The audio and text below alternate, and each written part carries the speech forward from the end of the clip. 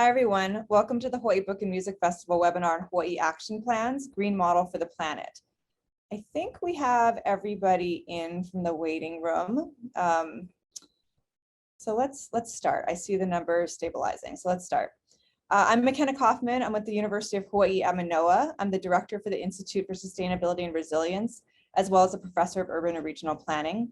Today, we're talking about climate action. So how do we actually meet the challenge of the climate crisis by reducing greenhouse gas emissions that are the cause of global climate change?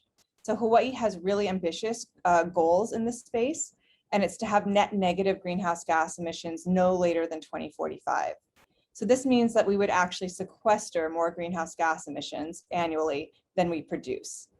This goal is very much in line with what climate science calls for in terms of stabilizing the warming trend from pre-industrial levels to between 1.5 to 2 degrees Celsius.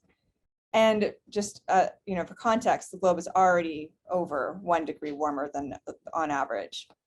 So this is the kind of action that has to be taken across the globe in order to meet this goal.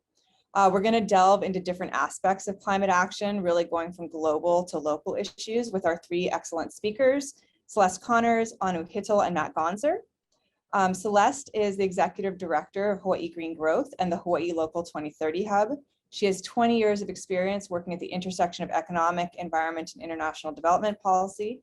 She previously served as the director for environment and climate change at the National Security Council and National Economic Council at the White House.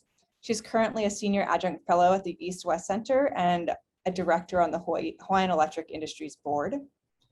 Anu Hittel staffs the state government of Hawaii's Climate Change, Mitigation, and Adaptation Commission. She's also an adjunct fellow at the East-West Center. Before coming to Hawaii, she was a climate change researcher in Washington, D.C. with the World Resources Institute, an activist at Greenpeace, and an instructor at Washington University in St. Louis, where she taught and co-led the research institution's observer delegation for the Conference of Parties 2020, 21, and 22. And we'll talk more about Conference of Parties, or COP for short. Anu shared with me this quote by Aldo Leopold, that there are some who can't live without wild things, and there's some who can live without wild things, and some who cannot. Anu says that she is someone who cannot. Matt Gonser serves as the City and County of Honolulu's Chief Resilience Officer and Executive Director of the city's Office of Climate Change, Sustainability, and Resiliency. He joined the city in the Resilience Office in October 2017 and previously served as the Coastal and Water Program Manager. I also had the privilege of working with Matt when he was an extension agent at the University of Hawaii Sea Grant Program. And as we're pulling up the slides, just a bit of background on Hawaii Green Growth. We're a public-private partnership, actually this year celebrating our 10-year anniversary.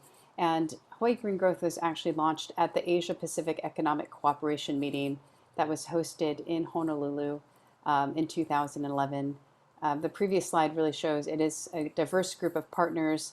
The logos of my colleagues here on the panel, our state, our city, our counties, private sector, civil society. It's just a snapshot here of the partners. But going back to the origins, launched in 2011, and what it was really a response to the 2008 financial crisis and the commitment that leaders made, actually, that we needed to have a green growth recovery in order to emerge better from that crisis. But here we are a decade later facing new challenges, a global pandemic and climate change, which is the greatest challenge of our time. And so we still need to go back to the framing of a green growth recovery, economic, social, and environmental pillars, which is the new political framework as far as I'm concerned. And then the Aloha Plus Challenge is Hawaii's own framework for the UN SDGs. As I mentioned, the UN Sustainable Development Goals, as colleagues on the panel will know, were launched in 2015, but this was actually predated by the Aloha Plus Challenge, which was Hawaii's own locally and culturally appropriate response to sustainability. And it involved a joint leadership commitment by the state, counties, and the legislature, with a network of business and civil society and community partners coming together around one central vision and hub. And together they developed these 6 goals to be achieved by the year 2030, which cut across education and green workforce. This here, if I can say, is premised, or the origins of the group of the Aloha Plus Challenge goals are actually built on the Ahupua'a model. And this highlights this history of systems thinking and a long legacy of sustainability. And it actually forms the foundation of the Aloha Plus Challenge.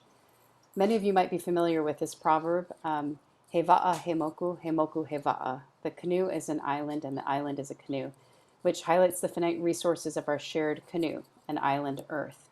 And so we're really benefiting, Hawaii is, from over 1,000 years of systems thinking, even as this seems to come as a revelation to the international community.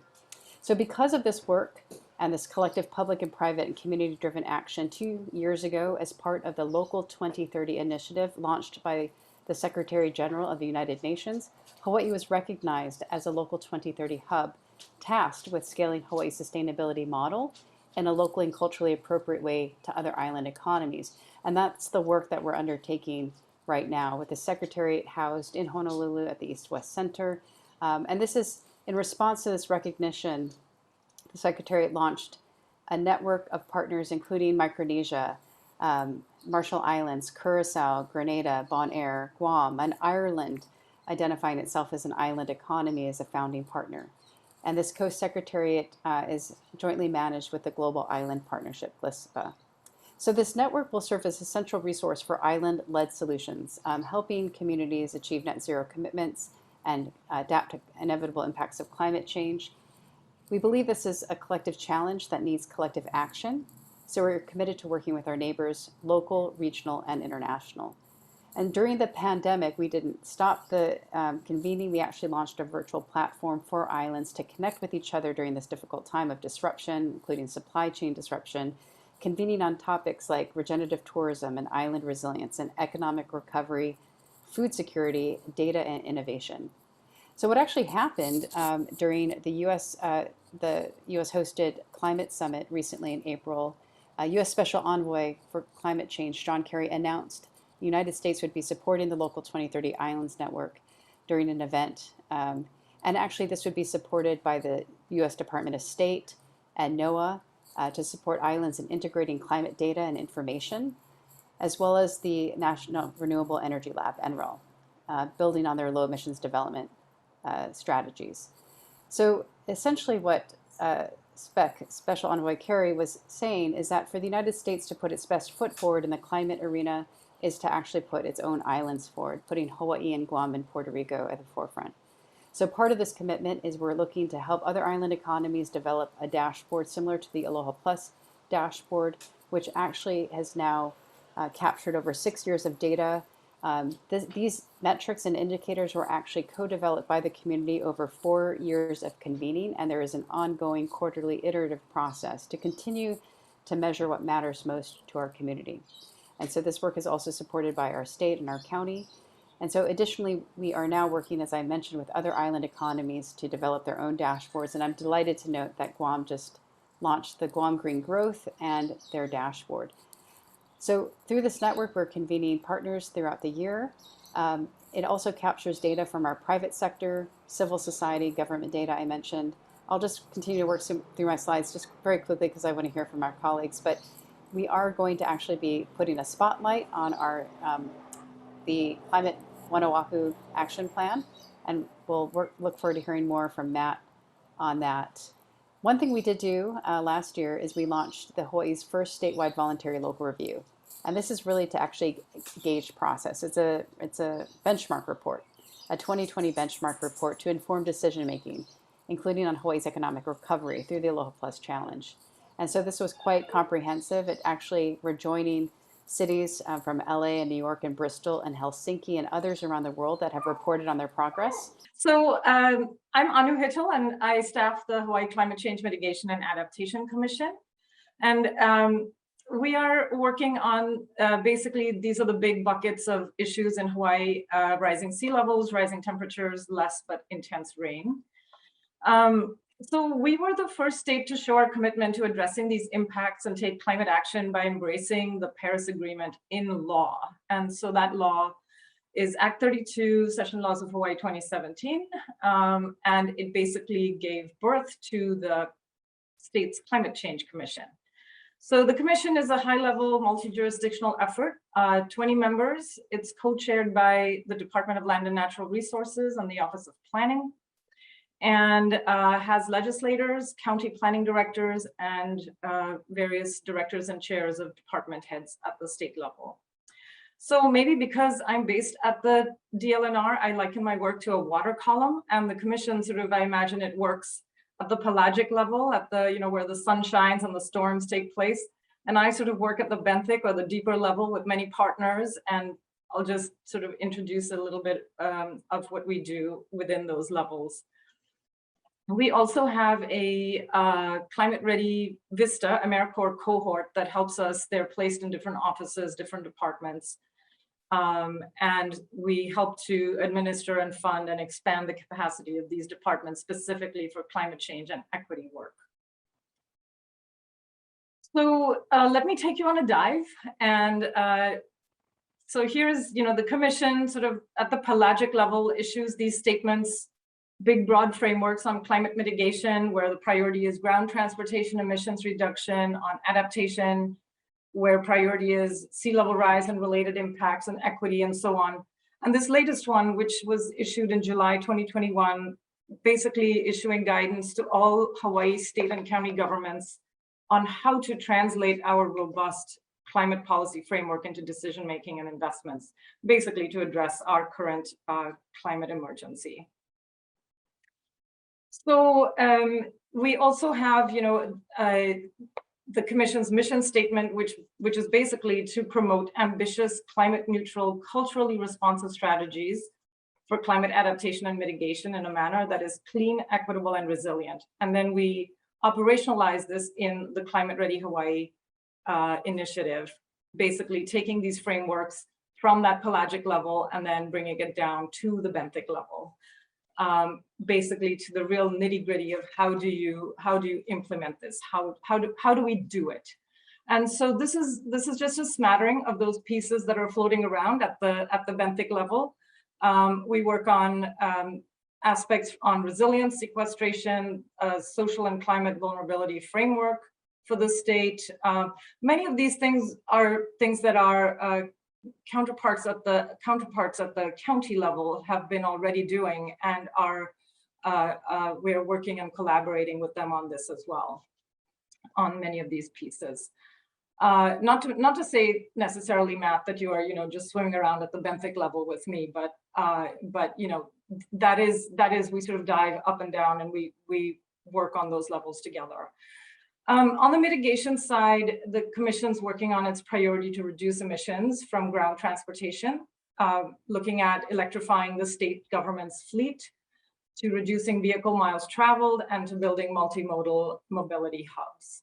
Then on the adaptation side, we just have, we aim to sort of support departments and agencies, help maintain the best available information down at the Hawaii level, as well as global, provide guidance to counties for planning and permitting, and doing several of these other, several other projects, which I'm not going to go into all those pieces right now.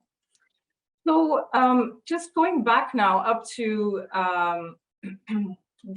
whoops, I don't want it to start playing. We don't want to start singing the Kaloa Iki song together, although it is pretty cute. So if you have a chance, check it out. So just going back to our pelagic level again, what are we doing? Where are the coalitions? As a small state, we really amplify the work we do by joining coalitions, both at home and abroad. And so there are two primary coalitions we've been working through, and that is, one is the, I should say, first, so let me just back up here. Before I get into the coalitions, one of the things that we have done at the state level is that we've led the world in being the first to commit to 100% clean, renewable energy goal. And then this year, Hawaii declared a climate emergency by resolution. And so these are the kinds of things that we input into through our coalitions as well. And this plays out with the US Climate Alliance, which is a 25-state alliance with the governor's offices to push for climate action. And then we work with the federal government's executive branch through this coalition as well. And then the alliance, I should also mention, is a it represents 55% of the US population and $11.7 trillion in its economy. So it's an economy larger than all countries except the US and China. At the international level, we're also part of the Under 2 Coalition, about 200 local governments around the world committed to climate action.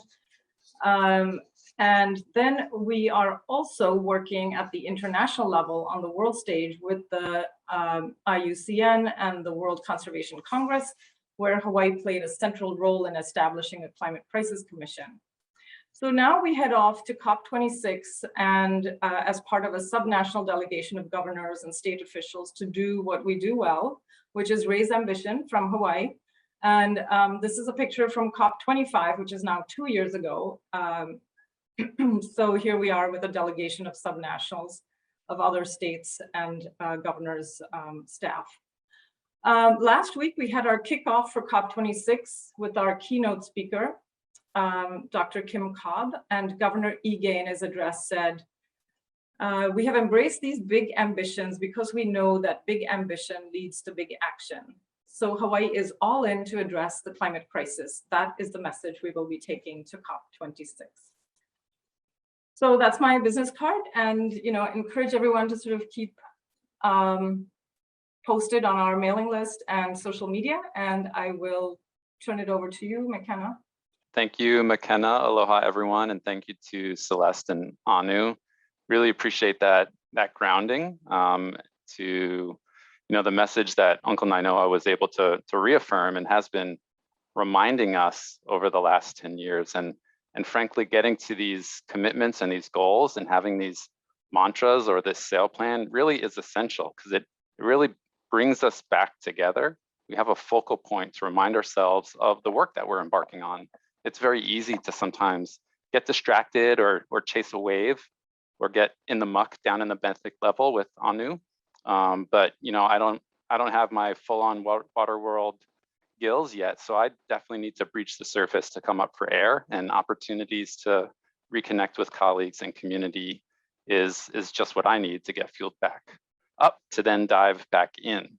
But what I hope to add to the discussion today is to share back out how we greatly benefit from the partnerships and the coalitions and the attention and support from the global networks, along with what the state is able to provide in terms of technical support and resources so that we can help bring that action down to the ground. And I would like to share one example of one of the many things that are needed within climate action that also shows the benefit of developing programs and partnerships to support and facilitate that kind of change. And that is in the building sector. Just want to share out that obviously buildings and the energy that we use in them are significant sources of our local greenhouse gas pollution. And if we are serious about climate action, then buildings do need to be part of the solution. But focusing back to climate action in particular, we heard from Anu and sort of the broader perspective of the state's commission, both eliminating greenhouse gas pollution, but also preparing communities for the changes that we're seeing.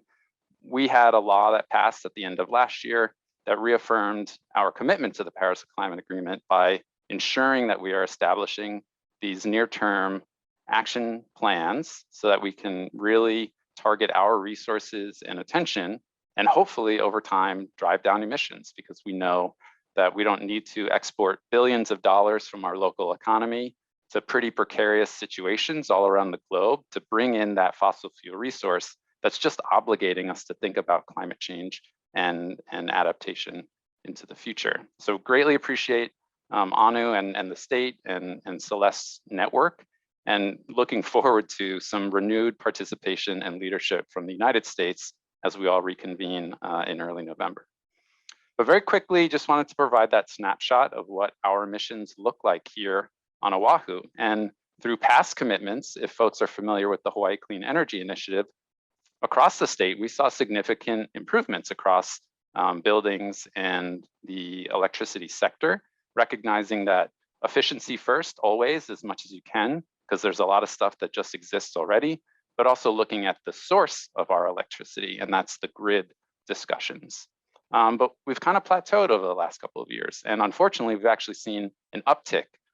It'll be interesting to see what kind of deviations 2020 will bring, but we all know that's kind of an anomaly with regards to the lack of activity at that point in time. But when you dive a little bit deeper, this is where we better understand the different kinds of sources, whether it's in transportation, looking at aviation, vehicle travel, or marine. And then within the electricity sector, this is where we really get to understand that about a third of our emissions come from the buildings that we live in, the buildings that we work in. And again, this raises the recognition that we need to think both and in terms of efficiency and the source of that electricity. And fortunately, we continue to see really marked improvements across our grid. And that's both in some of the larger grid scale projects, but primarily driven by rooftop solar. And that's certainly an equity discussion moving forward, where those that can have tapped into that resource and some of those rebates and incentives. So how do we make sure that all are carried forward in this transition? Because ensuring that we have less demand also ensures that we have fewer land use tensions and discussions out in community. So we can't lose sight of the role that efficiency plays. And at the city, we want to make sure that we're walking the talk as well. This doesn't really highlight or show too much, but I'm very excited to share, probably in the 2021 to 2022 bar chart, really impressive improvements and reinvestments into our own physical plant in terms of an energy savings performance contract that we currently have underway. Also, I'd be remiss if I didn't say Happy Energy Efficiency Day to all of you. The first Wednesday of every October is Energy Efficiency Day, and Mayor proclaimed that, and City Council reaffirmed it by putting the pressure on us to make sure we do the work of implementing our climate action plan. Very quickly, we're not going to go into this, but just to remind ourselves that climate action is not just about buildings and electricity. Climate action is about how we move around community, how healthy and mobile we can be, how we manage our waste, whether it's solid waste or wastewater. But certainly buildings and electricity are important. But it's a good recognition that climate action is really about people actions and quality of life, but also it happens to just be good business. And when we launched the Climate Action Plan on Earth Day, Mayor reminded all of us that plans are all well and good, but really it's about what you do moving forward in the days and weeks ahead, and about driving action and execution. I'm pleased to share very quickly with you that the city is advancing climate action across a whole variety of sectors, looking at our own transportation services, whether it's the bus or our city fleet, looking at quality of life improvements in terms of complete streets resources island-wide, and then making sure that our transportation is more efficient and safe and prioritized as a means of mobility. And folks may have seen the King Street bus-only lane that popped up very quickly last year. But then also looking on the equity side in terms of in-town areas or dense developments around rail, we have a bigger priority to house people than to house vehicles. So we shouldn't be in the position of defining how much parking needs to be created. Let's let the market identify what it really wants to provide so that the city's not in this odd position of forcing overbuilding an asset. And then quickly just wanted to come back and try to wrap up here in terms of looking at buildings in particular. I mentioned existing buildings and new buildings. We have a lot of things that exist already. We have a lot of things that will be built tomorrow and will be with us for the next 60 or more years. And both and need to be addressed. But we at the city are leading in terms of identifying our own energy and water usage in buildings. And we're embarking on this partnership program to develop that kind of facilitative resource on the community side. And it's that notion of benchmarking that I alluded to. So what exactly are we talking about? I mentioned that new buildings are important, and City Council has, and they will continue to weigh in on how our building codes ensure that those future buildings are efficient and they help keep utility bills down and affordable in the long run. But the goal of building benchmarking is really about shining a light on energy and water use in existing buildings. So energy benchmarking is a pretty simple concept. We can't manage what we don't measure. And none of us would go out and buy a car if we didn't know its fuel efficiency. It might not immediately influence what we're doing, but we're probably kind of interested. But also, like we wouldn't buy an appliance with some sense of what it costs to run for the full length of a year. But we don't typically know the same for buildings before we buy, lease, or rent a unit within them. And the buildings are what we spend most of our time and money on. So benchmarking enables tenants, buyers, users to get to know the building before engaging in that contract. And this helps the market better understand the resources that may be needed to improve efficiency and help lower bills. So again, with about a third of our emissions coming from electricity used to power our homes and businesses, if we are serious about climate action, we need to ensure that buildings are part of that solution. And through benchmarking, we can lower operating expenses, drive economic activity, and take climate action. Don't want to belabor this, but it's really about empowering with information. And whether it's the Aloha Plus or our annual sustainability report, just that transparency and the provision of that information can get people asking questions, can get people more interested in that information, and then drive and spur interest in acting upon that information. And that's really what it's all about, so that even we at the city can think about programs to bring more resources to support those that maybe don't have the means to think about reinvesting in their own facilities. And it's by no means a new idea. Some 30 cities or states are working on this, and we hope to be working with City Council in the coming months. And as I mentioned, the city is benchmarking our own facilities as obligated by a law that passed, but frankly, it's just good practice. And there are a lot of local leaders that have been doing this for a long time. One, because it helps them think about their own operations and drive their own efficiencies, but also it's a competitive advantage when you think about sort of your image and this recognition that you can drive action.